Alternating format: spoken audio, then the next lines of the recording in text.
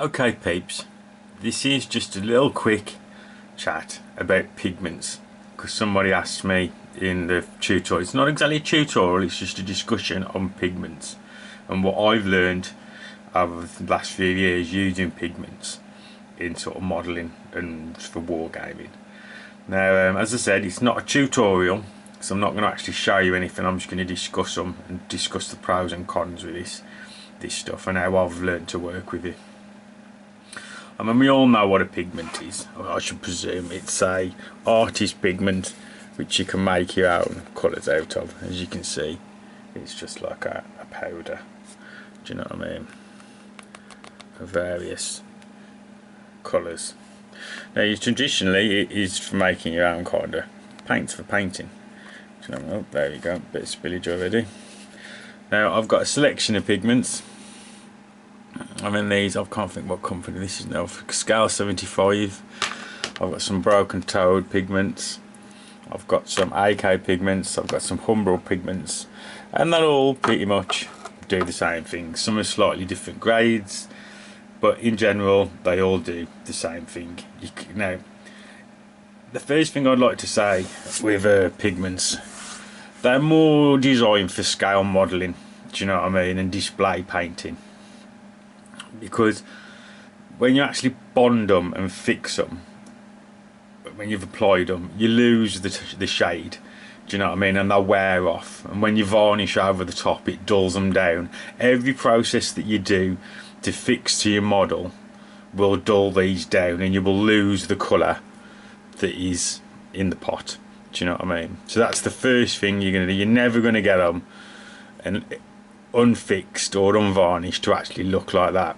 So it doesn't matter with scale modelling, because you can apply the pigment as one of the last processes, because it's only to look at.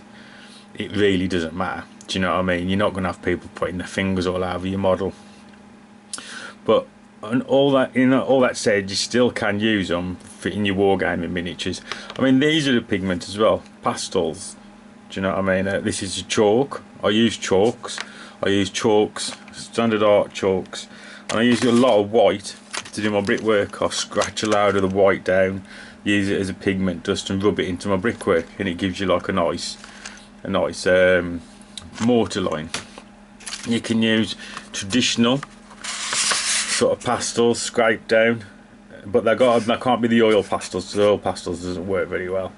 Do you know what I mean? You've got to have the dust pigments like standard pigment pastel kind of pigment, which works as well. Now, on top of all this, I mean, I've used various ways of binding them. I mean, this comes with the Scale 75 set. That's like a gloss gel, which is an artist gel as well, which when you mix the pigment with this, it gives you like a mud paste, and because it's gloss, it will have like a wet look to it.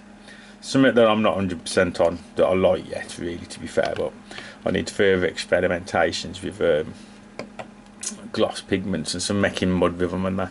I mean, this is a pigment binder, which I'm not actually sure what's in this pigment binder, but I can imagine it's pretty much probably similar to the surgical spirit, and this just helps you bind the pigment down when you've actually painted it, when you've actually dusted the pigment on, sorry. You can either apply this first and then put the pigment on, or you can apply the pigment dust with a brush and then pipette this on. Now, as I said again, this will dull it down. You're not going to get the true colour of the pigment. It's just there to bind it into place, stop it all blowing off and things like that. What I tend to do is, you can mix these with water and make a pigment wash with water, but I tend to prefer to mix mine with white spirits. And I like to use the white spirits because it allows me to rub them off. Do you know what I mean? And I've always liked working with the solvent type base, like, do you know what I mean? And the thing is, what you have to remember when you're working with pigments as well, it also depends on what you've sealed your model with when you actually apply it. If you've got gloss, satin and matte. Now, if you apply a pigment wash, no matter what it is, if it's mixed with water or if it's mixed with solvent like white spirits or low odor thinners, if you apply it to a matte finish on a model, it's going to stain the finish considerably. The matter something is, the more the pigment's going to bite and stain it. So that's the first thing to remember, because you can overdo it seriously on a matte finish. Now I tend to, whenever pigment wash, I'll tend to go with a gloss, and it will still stain the gloss a little bit. Do you know what I mean? I tend to go with a higher gloss finish, and then I'll do a pigment wash, and then it allows you to remove the pigment easier from the high gloss finish, which is I prefer that way, and I always have done. Do you know what I mean? And once you've removed the excess wash that you want to give you the sort of pigment look, you then apply a fixative to it, which, I mean, as I said, fixatives are, this is, get the standard ones that come with the actual pigments, or you can buy a special pigment fixer. I've used this as well, which is a charcoal fixer from an art shop. Now this works okay, it dulls everything down. Again, as I said, everything dulls it down, but that works okay. I usually apply a couple of layers of pigment, blast to this, then a bit more pigment, and a mix of the two. Surgical spirits works okay. Do you know, evaporates off, that'll bond your pigments down, but as I said, then again, that will dull your pigments down. My favourite thing I like to do with pigments is I like to mix pigments with oil paint, and I'll make like a sort of paste with it.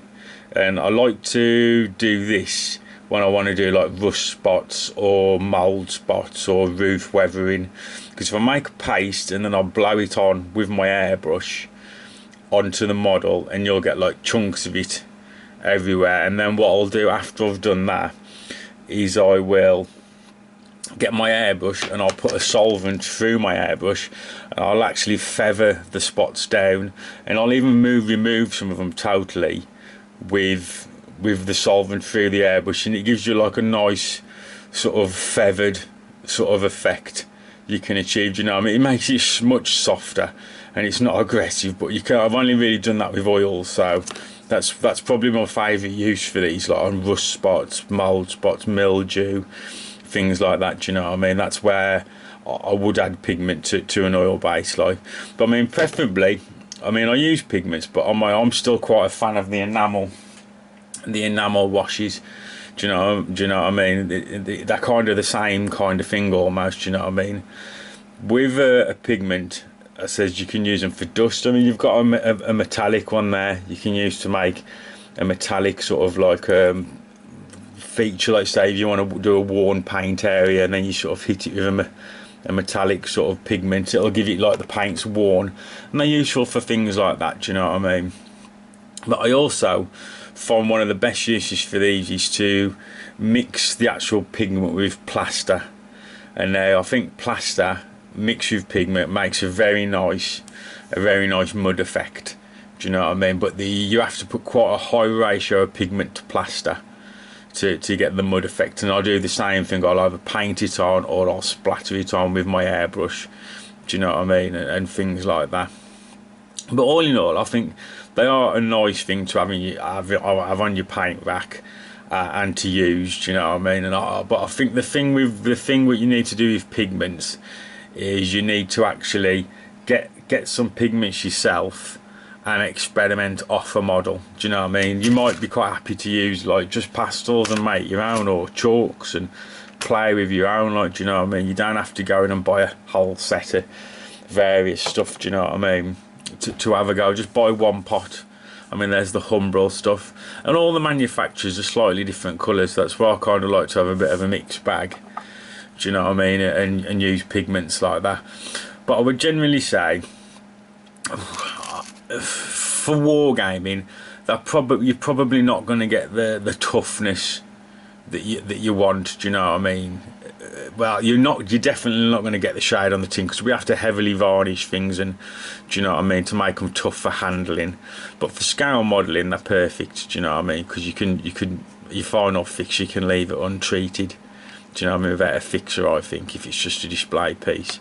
But always take in mind, if you're using them for wargaming, that once you varnish them, you're not going to get the true colour what's on the pot, and it does go considerably darker.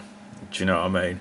But I think if you do mix it with oil paint as well, you kind of get a bit of both, best of both worlds. You know what I mean? You can make your own mixes and your own washes and stuff, and it does go very, very far. A pot of pigment will go quite far.